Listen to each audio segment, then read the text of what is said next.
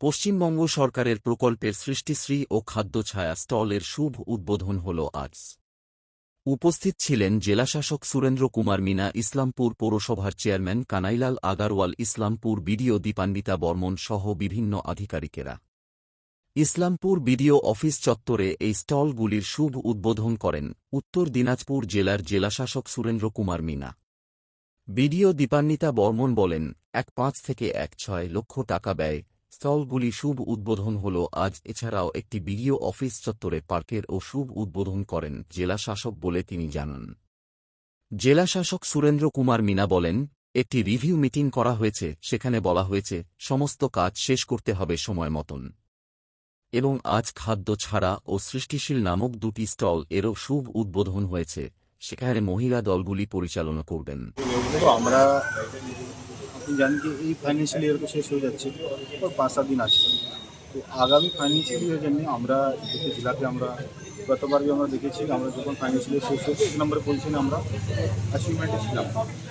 এবার যে আমাদের পজিশন ভালো আছে, তো আমরা আগামী বছর প্রস্তুতি নিচ্ছি যে আগামী বছর যে কাজকর্মগুলো হবে ডিফারেন্ট पंचायत, ग्राम पंचायत लेवल, पंचायत समिति लेवल, जिला परिषद लेवल আমরা আগামী मीटिंग করে समस्त ग्राम पंचायत प्रधान, पंचायत समिति और जिला परिषद समस्त एमएलए जनप्रतिनिधि নিয়ে আমরা অ্যাডভান্স প্ল্যানিং যাকে বলা হয় সেই মিটিং আমাদের হয়েছে।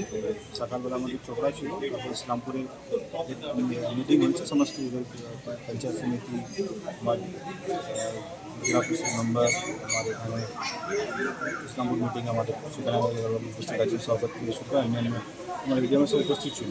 আমরা গ্রাম পঞ্চায়েতকে সমস্ত বাংলার আবাস যোজনা থেকে শুরু করে মিশন নির্মল বাংলা, তারপর স্যানিটেশন থেকে শুরু করে আমরা বাংলা সাহিত্য কমিটি কীভাবে কাজগুলো করবো, এনআরডি ইস্যু, আনন্দ সমস্ত ইস্যুসগুলো ডিটেলে আমাদের ডিসকাশন হয়েছে। সমস্ত গ্রাম পঞ্চায়েতদেরকে টাইম লাইন বোঝানো হয়েছে, কোনো কাজ নিয়ে গাফলাতি না হয়, বিলামি না হয়, টাইম বাউন্ড মানে কাজগুলো শেষ করতো সেটা একদম পরিষ্কার বোঝানো হয়েছে। এবার আমরা দেখলাম যে ইসলামপুর পঞ্চায়েত সমিতি 100% অ্যাচিভমেন্ট করতে পেরেছে। আমরা দেখলাম খুব ভালো প্রোগ্রেস ছিল ইসলামপুরে। আর যেখানে একটা দুটো জায়গায় কিছু প্রবলেম আছে সেগুলো আমরা অলরেডি বলেছি, ওগুলো আমরা দেখছি এখানে। তার পাশে দেখলাম ওখানে আজকে আমাদের খাদ্য ছায়া और সৃষ্টি স্টল ওটা भी রাজ্য সরকার থেকে হয়েছে বা পঞ্চায়েত সমিতি ইসলামপুর এটা করেছে। তো আমার আশা করছি এসএসজি ভূমিমণিরা যারা আছে ওদের জন্য এটা করা হয়েছে, অ্যাক্টিভিটি ওদের ইনকামটা বাড়বে। তো এটাই আমাদের একটু মিটিং ছিল, বাকি সমস্ত লোকজনকে মিলে আশা করছি আমরা কাজগুলোকে এগিয়ে নিয়ে যাবো। পরবর্তীকালে ফলো আপ মিটিং আমাদের যখন হবে, আজকে আমরা যে টাইম লাইন বেঁধে দিলাম সেগুলো ফলো আপ মিটিং আমরা নেক্সট যখন হবে তখন আমরা এবার রেগুলার বেসিস যেহেতু আমরা বসছি এখানে এসে আমি রেগুলার বেসিসে ইসলামপুরে আসি, তো আমরা ফলো আপ মিটিংটা থ্যাংক ইউ। আমাদের এখানে সৃষ্টিশ্রী আর খাদ্য ছায়ার দুটো স্টলের ইনগরেশন হলো আজকে। তো আমাদের মাননীয় জেলা শাসক মহাশয়ের নির্দেশে প্রত্যেকটা ব্লকেই এটা করা হয়েছে। তো আমাদের কিছু 15th এফসি এবং 5th এসএফসি থেকে আমরা কিছু টাকা পঞ্চায়েত সমিতি থেকে নিয়েছিলাম, এবং বাকি 6 লক্ষ টাকা এই দুটো স্টলের জন্য ডিস্ট্রিক্ট থেকে আমরা পেয়েছি, আনন্দধারা থেকে পেয়েছি, এসএসজি ডিপার্টমেন্টের থেকে কিছু হেল্প হয়েছিল। তো সেই নিয়ে টোটাল আমাদের 15 থেকে 16 লাখ টাকা খরচায় এই স্টলের ইনগরেশন হয়েছে।